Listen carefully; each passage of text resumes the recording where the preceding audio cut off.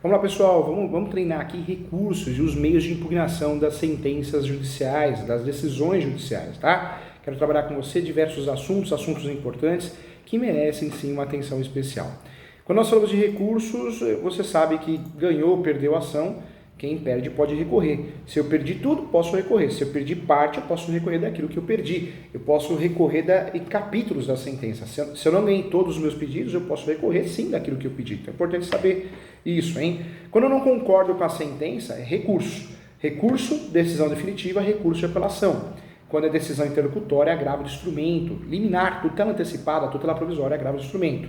Quando a decisão é confusa, contraditória, omissa, embargos de declaração, ok? E quando eu quero recorrer para Brasília, né, para a nossa alta corte, Superior Tribunal de Justiça, recurso especial. Se eu quero recorrer para o Supremo, recurso extraordinário, ok? Legal, né? Então vamos lá, vamos começar aqui, ó. Recursos e meios de impugnação das decisões judiciais, com muito carinho, quero trabalhar isso com você. Quais são as espécies de recursos, professor Júlio? Nós entendemos, na jurisprudência atual, que o recurso, em linha geral, é o remédio processual destinado ao reexame de uma decisão. Em nosso sistema jurídico, nosso sistema recursal atual, diante do princípio da taxatividade, então nós temos um princípio no recurso, hein? Os recursos seguem o princípio da taxatividade, não posso inventar recurso, é o que tem. São cabíveis os seguintes recursos: apelação, decisão definitiva, 15 dias. Agravo instrumento, contra decisões interlocutórias, liminares, tutela provisória, justiça gratuita que foi negada, uma tutela antecipada, uma liminar. Então, eu vou fazer o agravo de instrumento, 15 dias o prazo também. 15 dias, unificou o prazo no CPC, o atual CPC. O agravo interno, também um recurso importante. O embargo de declaração, 5 dias, a ovelha negra da família, mas é um recurso que tem juízo de retratação, pode ter a citação ou não das partes. Tem o recurso ordinário, que é um recurso que é feito quando eu quero fazer o recurso como se fosse um recurso de apelação, de mandado de segurança, os writs constitucionais.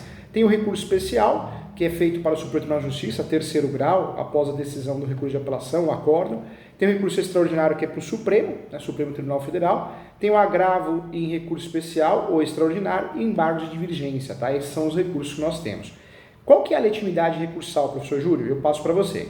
Em relação à legitimidade recursal, o recurso pode ser interposto, isso é importante falar, interposto.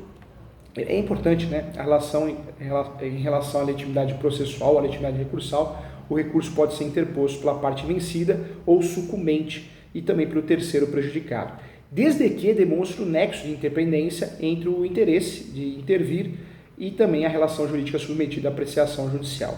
E pelo Ministério Público também, tá? Pode também recorrer, que terá legitimidade recursal também nos processos em que for parte ou ainda naqueles em que atuar como fiscal da ordem jurídica, como índio, menor, incapaz.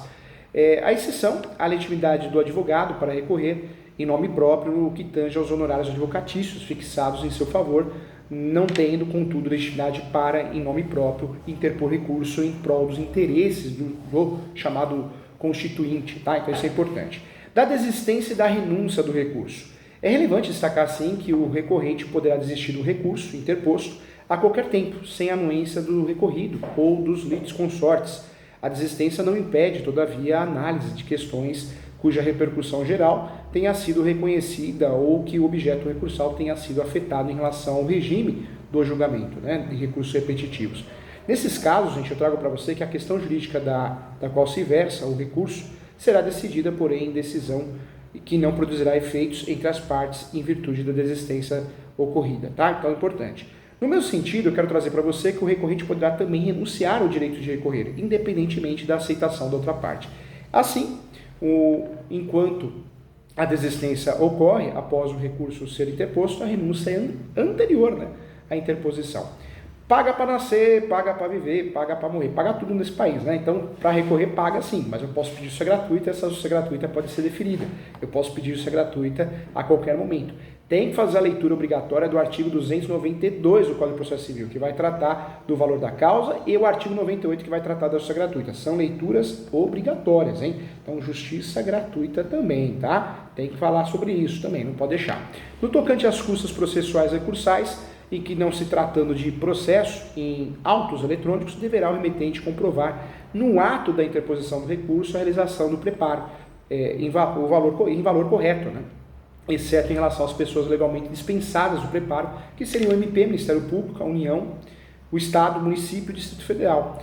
As respectivas autarquias também, tá? Elas também gozam de isenção legal, ok? Cuidado com a Defensoria Pública, hein? A Defensoria Pública, o ideal é pedir a justiça gratuita e ela seja definida e sempre vai ser definida por um acordo de cavaleiros, mas ela tem que ter esse meio, né? Tem que ter esse entendimento e aí tem discussões sobre isso. Acho que não vai ser relevante para a prova da OAB, vai entrar numa questão polêmica. Se o recolhimento tiver sido feito a menor, o recorrente será intimado na pessoa do seu advogado para fazer a complementação no prazo de 5 dias, tá? Não recorrida a complementação, o recurso será considerado deserto, tá? Da mesma forma, gente, eu trago para você, se no ato da interposição do recurso a parte não proceder à juntada de nenhuma, né, ou de nenhum recolhimento, será intimado na pessoa do advogado para fazer esse recolhimento em dobro no prazo de 5 dias.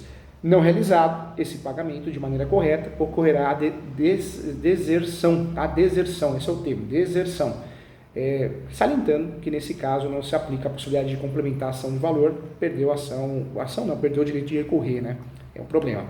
Quanto às questões de equívoco no preenchimento da guia de custas recursais, essa situação também não implicará aplicação de pena de deserção, né?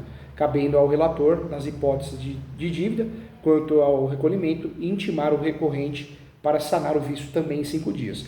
E por fim, gente, já havendo justo impedimento provado pelo recorrente para a não realização de preparo, deverá o juiz, em decisão irrecorrível, relevar de fato a deserção e fixar novo prazo para a realização do preparo, devendo inclusive ser admitido o recurso contra a decisão que não revelar a pena de deserção, tá? Isso é importante. Em relação aos prazos recursais, foi unificado, tá fácil, não dá para errar, é 15 dias. A única exceção que nós temos é o embargo de declaração, cujo prazo é 5 dias, então não dá para errar. Esse prazo será contado a partir do dia seguinte à data em que os advogados, a sociedade de advogados, os advogados públicos, a Defensoria Pública e o MP, são intimados da decisão, tá? Dia seguinte.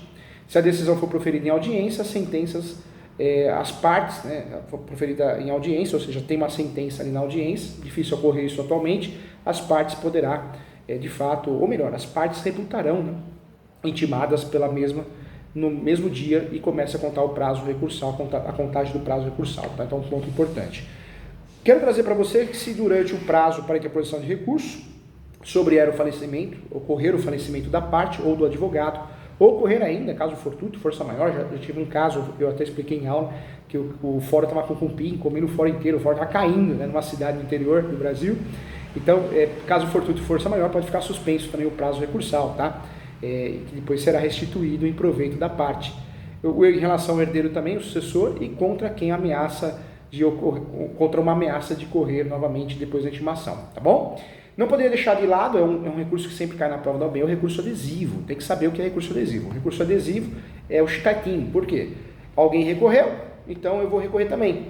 Para que seja usado o recurso adesivo, a decisão tem que ser parcialmente procedente. A decisão pode ser parcialmente procedente, procedente e improcedente. Procedente, o autor ganhou. Improcedente, o réu ganhou. Parcialmente, os dois ganharam, os dois perderam. Então, cabe recurso adesivo, porque os dois podem recorrer. O segundo a recorrer vai ser o recurso adesivo, né? Então, o recurso adesivo não integra as diversas espécies de recursos existentes em nosso sistema, sendo apenas um modo de interposição de alguns recursos. Isto é, uma adesão própria à oportunidade recursal da parte contrária. O recurso adesivo significa, então, que alguns recursos podem ser interpostos adesivamente, chicletinho, né? Desse modo, poderão ser interpostos adesivamente os recursos de apelação, especial e extraordinário. Então, qual recurso que pode ser adesivo? Apelação, especial e extraordinário. Agravo instrumento, não, tá? Não, o recurso de agravo instrumento, não, ok? Não. É só apelação, especial e extraordinário, muito menos embargos de declaração. Agravo instrumento, não, embargos de declaração, não. Caberá tal modo de interposição, gente, aí guarde isso, na hipótese de sucumbência recíproca também, tá? Caso apenas uma das partes, no primeiro momento, recorra, aí tudo bem. Então, muito tranquilo. Recurso adesivo também, qual que é a defesa do recurso? Quando a parte faz o recurso, quem não fez o recurso apresenta contra-razões. Se alguém fez o recurso adesivo, tem que fazer recurso adesivos. Recurso adesivo não, é contra-razões de recurso adesivo, tá? Então, recurso adesivo também tem contra-razões da parte que não fez, da parte contrária. Contra-razões à defesa do recurso. A parte contrária, a parte recorrida, né, poderá, no prazo para as contra-razões, além de apresentá-las, também apresentar o seu recurso adesivo, para que terá a mesma estrutura do recurso principal ou independente, inclusive no que tange ao preparo, se o caso interpuser o recolhimento, sendo-lhe, né, aplicado aí as mesmas regras quanto aos requisitos de admissibilidade e o julgamento no tribunal, tá bom? Então isso é importante, salvo disposição legal diversa. É relevante também destacar, gente, que o recurso adesivo ficará subordinado ao recurso principal ou independente. Isso é, apenas será julgado no mérito se o recurso principal independente também for.